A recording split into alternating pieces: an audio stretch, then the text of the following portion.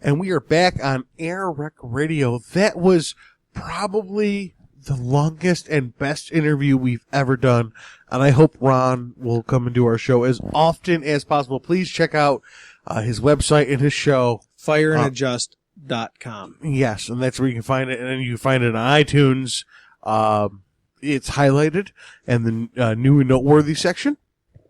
And honestly, I'm sure you can find it everywhere else as well. If not, you can certainly find it on airrecradio.com, because we will make sure we have that information right on the front page. So, folks, I know that we already did this, but then we got into a long conversation. Let's reboot in this third break. Headline news. And it's gonna be a new kind of headline news. Fire and adjust headline news. Exactly. Here we go. Headline news. Our first story on the docket tonight is brought to you by Corey. In fact, all of our stories from here out are brought to you by Corey. Corey, did a little research. Line it up. What's our first story? Read the headline and we'll decide if we want to do it. Oh, I like that interface. It's very nice. Isn't it nice how you had that set up? Good job. The load time's a little long for the listeners. You more RAM than I do. Whatever. Hey, listeners, just so you know, Corey is not currently connected to the internet because we recently Skyped an interview, and that meant that we had to really cut back on our internet usage. So, in the interim, I am going to attempt to fill your ears with as much dribble as I can bring myself to fill your ears with. Here I am, reiterating the fact that I will fill your ears with dribble. Why didn't you just shut up? Until Corey gets the news up. Here we go. Obama lambasts climate change deniers as radical fringe in California speech. President Obama yells at climate change deniers and calls them radical fringe. In California speech. Yeah, that's the headline. All right, listeners, a quick show of hands. Who thinks that climate change is real? Okay. All right, we've done a quick count. It turns out everybody in this room thinks climate change is real. Who thinks we should move on to the next story? All right, a quick show of hands says we're moving on to. That time, McDonald's launched a digital incubator in Silicon Valley. I'm a little interested about this. Would you like... I'll give you the first little bit.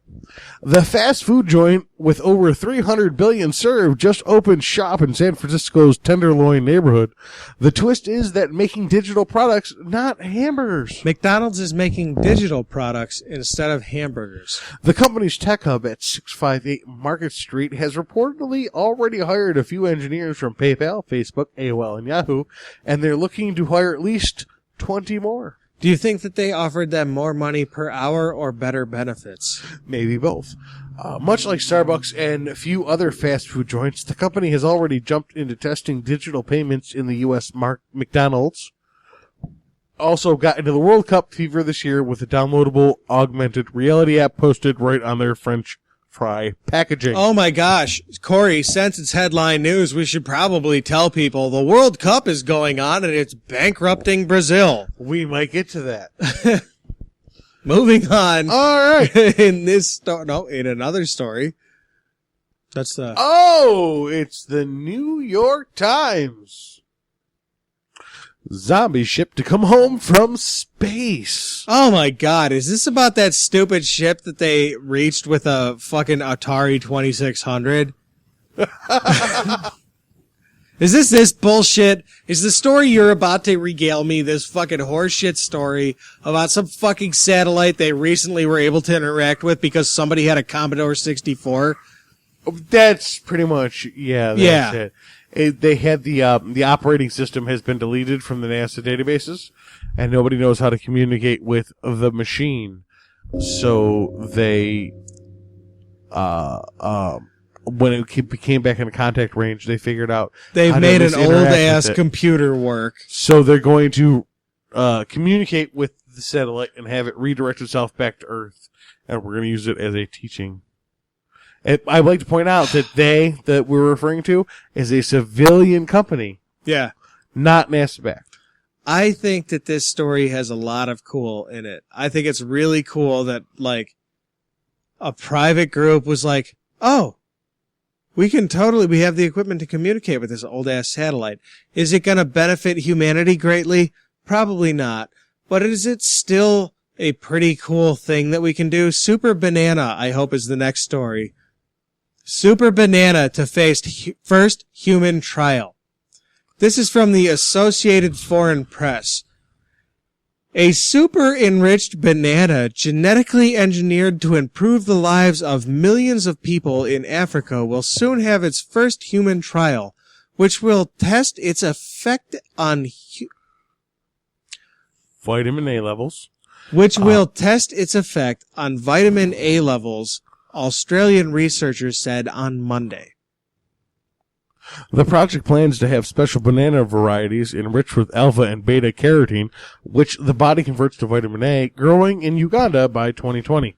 The bananas are now being sent to the United States, and it is expected that the 6-week trial measuring how well they lift vitamin A levels in humans will begin soon. Can I tell you how much a 6-week trial is not enough to test the effects of a genetically altered fruit? I agree with you. And the reason why I brought this story, to the show is because this is a scenario.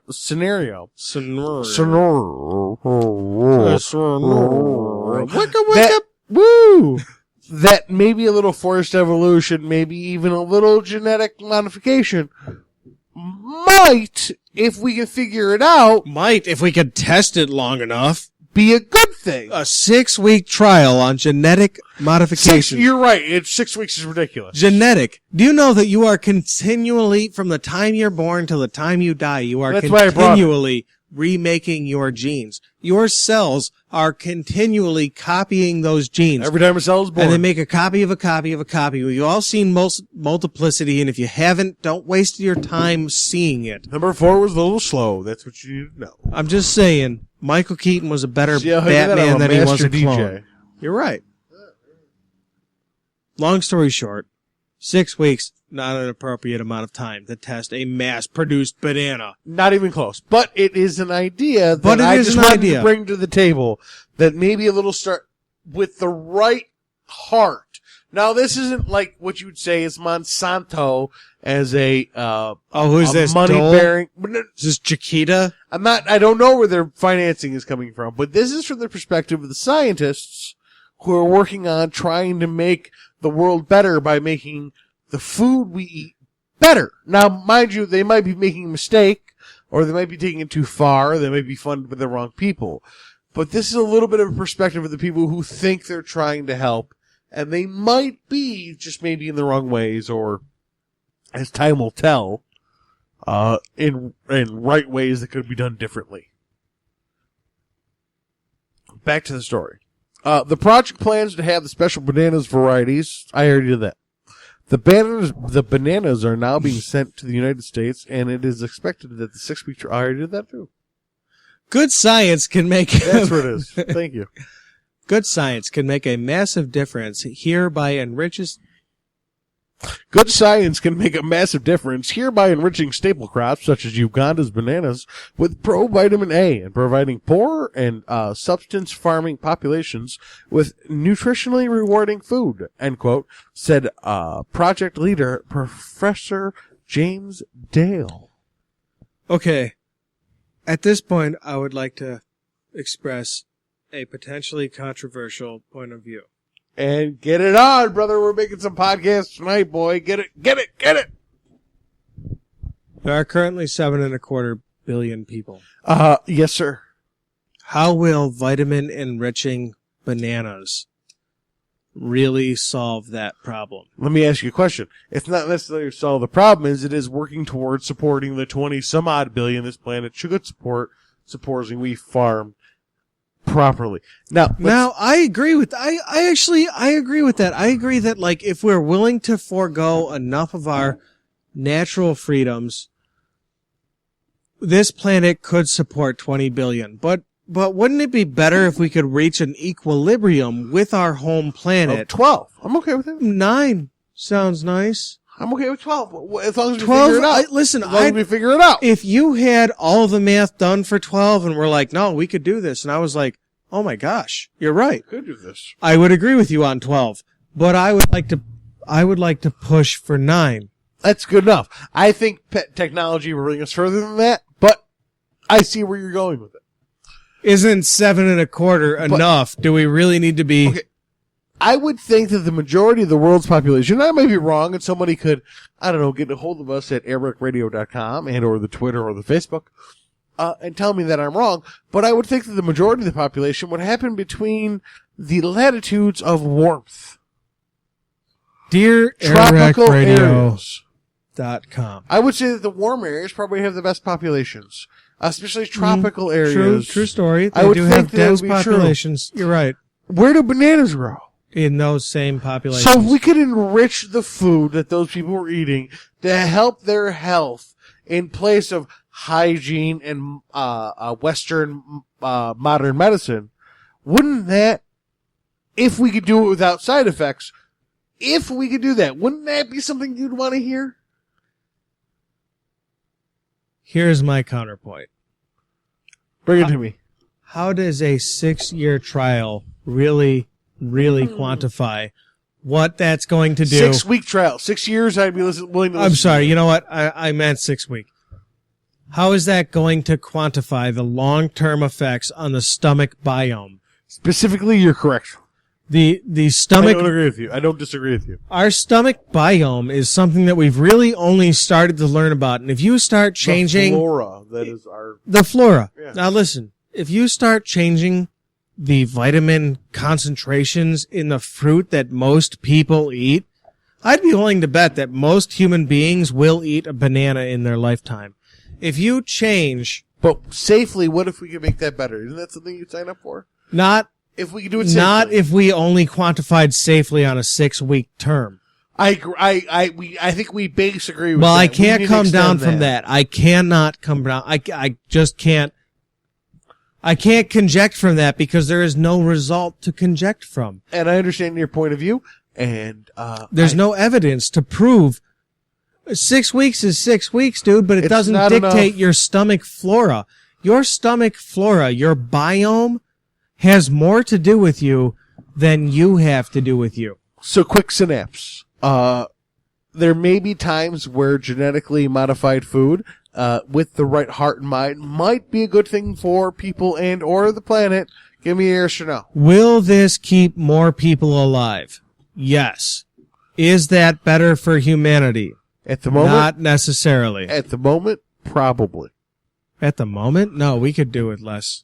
We could do with more as well, as far as I'm concerned. Sure. Moving on. Okay, no, you know what? Don't move off right from that point without letting me I was trying to rapid fire. You know what? Could we have more? Yes. Let's figure it out, baby. We could have more, but do we need more? Technology, better living through technology, it'll show us how. And if we can, then why not? More creative minds, that's more people to work, that's more people to exist and benefit the culture. It's more unwanted pregnancies that are forced to term. It's more poverty children. I was behind a bus at a trailer park today, and I was like, damn, if only those people had had the pill, it would be 1/3 of those children, and those 1/3 would have better odds based on scarcity of employment prospects. But another third of those children are artists or engineers in the making. There's good to be had. What about the last third that didn't need to be there at all? What about them? That's part of the situation. And you and I compromise on different ends of that spectrum. Moving on. That's why I tried to push the spectrum. Russia cuts gas supply to Ukraine as tensions soar. Oh, Jesus Christ. Who fucking cares? They couldn't get us animated about Russia, so now they've moved on to news about Iraq. Russia will own Ukraine soon, and I applaud it. Good job, Russia. Yeah, good way to play the political tables, Russia. You did it. You got your own place back. The man who introduced the world to flying saucers. That's not a very complete headline. The plan was to launch a flying saucer, and NASA had designed a supersonic braking device technically known as the Low-Density Supersonic Decelerator. Boring. The LDSD. Less technically, an enormous inflatable disc. The delivery... That's considerably less. This disc is to deliver heavy payloads to the surface of Mars. Payloads, the thinking went, that could include humans. Wait, what? The craft's launch was postponed this week because of very earthly impediment, uncooperative winds. But when it finally takes off, it will mark one of the relatively few times that the space agency has deployed such a vehicle. If flying discs haven't been a focal feature of the space program, though what accounts for their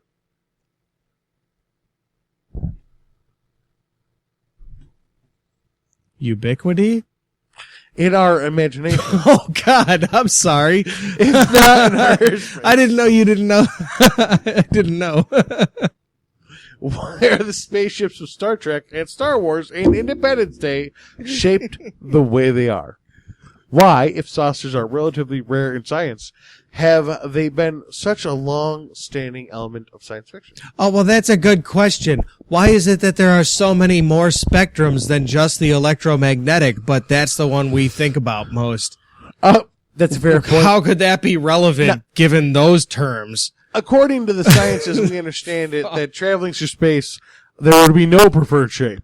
Oh, that's stupid, though. No, you would want to have a shape that would do well in any kind of situation. So a saucer makes sense because it could be crafted in such a way to generate lift or reduce drag where gravity's not an issue, but friction is. Saucers are a very good shape for moving through matter. They'll cover a lot of ground. Sometimes there's gravity and you have to worry about lift. Sometimes there's not gravity, but you still have to worry about drag. A saucer is a shape that accommodates both of these instances very well.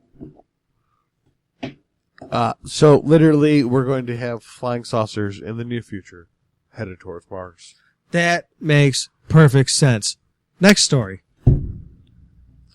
Income gaps widens as American factories shut down. No shit. Folks, buy American. If you can't buy American,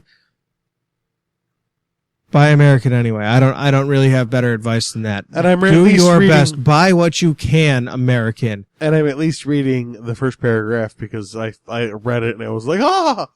I didn't need more than the headline, but you feel free. Go right In ahead. August 2008, factory workers David and Barbara Ludwig treated themselves to new cars. David, a Dodge pickup. Barbara, a sporty Mazda 3. No wonder you felt compelled. With David making $22 an hour and Barbara 19, they could easily afford these payments. However, a month later, Baldwin Hardware, a unit of Stanley Black and Decker Corporation, that is Stanley Tools and Black and Decker Tools Corporation, announced layoffs at their reading plant where they both worked. David was unemployed for 20 months before finding a janitor job that paid $10 an hour, less than half his previous wage. Barbara hung on, but she too lost her shipping dock job of 26 years at Black & Decker shifted production to Mexico. Now she cleans houses for $10 an hour while looking for something more permanent. They still have the cars, the other trappings of their middle-class lifestyle, in the rearview mirror. Hold on. Please. Fair enough. They're stuck with the cars. They have to pay the cars. These people don't. Yeah, that's the thing. These people don't just have the cars. They have the debt that's incurred with these cars because there's no forgiveness for people that suffer the wrath of this economy.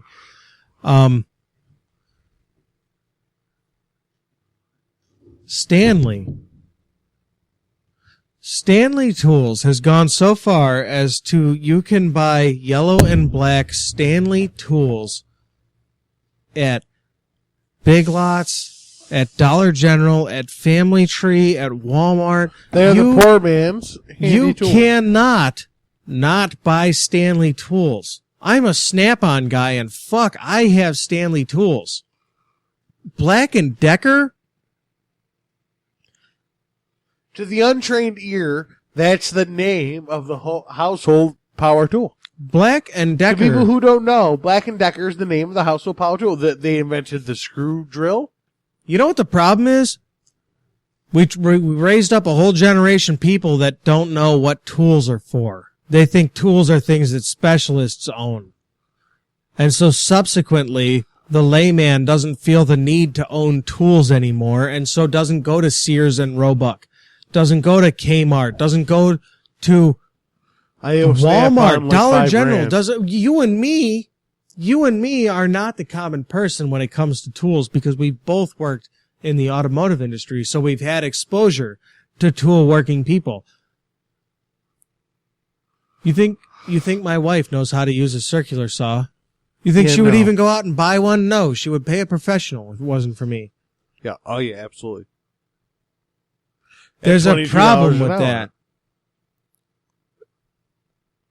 There's not necessarily a problem with that. No, there is. Because there needs to be jobs for these people to go to. Like, all right. They make that kind of money. There has to be those places. The professionals that use those tools should make more than $22 an hour. If the CEO, what does the CEO of Black & Decker Corp make per year? I wonder. What does the CEO of Stanley Corp make per year? I wonder. How many employees could that pay? I wonder. Certainly more than these two people we're talking about with their Dodge pickup truck and their Mazda 3. I feel like those people got chopped before CEOs refused raises. Benefits. I think that would be true. We agree. Next, a federal judge rules FBI fitness test discriminates against men. Who cares? Moving on. Push button.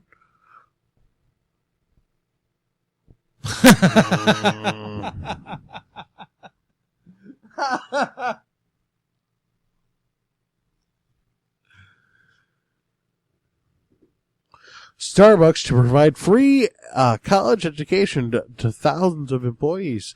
They are setting up a deal where thousands of employees will be able to get online college educations, whether they remain with a company or not. All they have to do is be an employee to enroll. Well, Corey, I'm afraid to tell you, I'm quitting this podcast and getting a job at Starbucks. You know what I'm saying? That's quite a deal. Starbucks. Good for them. As much corporate, mongrel giant bullshit that they get. Good for Starbucks. That's employs a good lot of program. people, giving them a chance. At face value, that is a good program. Give your employees an education if they want it. What the fuck is wrong with you, American employers? Give your employees an opportunity for advancement. Corey, give your employee an opportunity for refreshment, please. Folks, thank you so much for joining us tonight on Interrec Radio.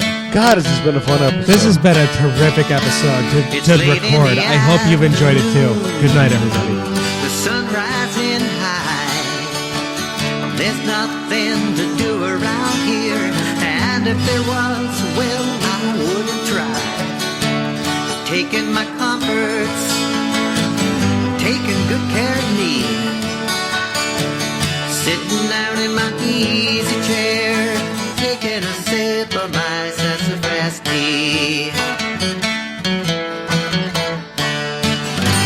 Now wouldn't you know it, there goes the phone again.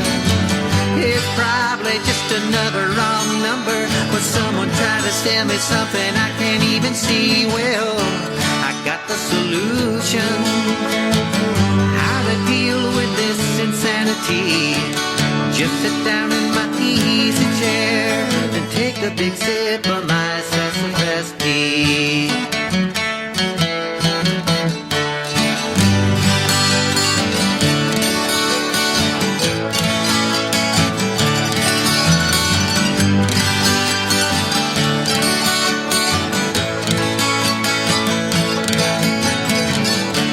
It's getting near evening, the sun going down. I guess I should shake a leg, climb in my car and roll downtown.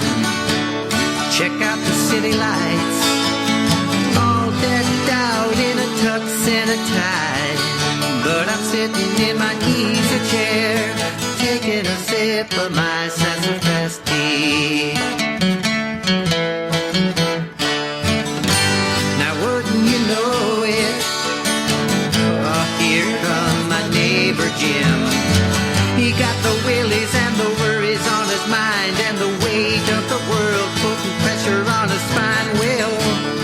got the solution.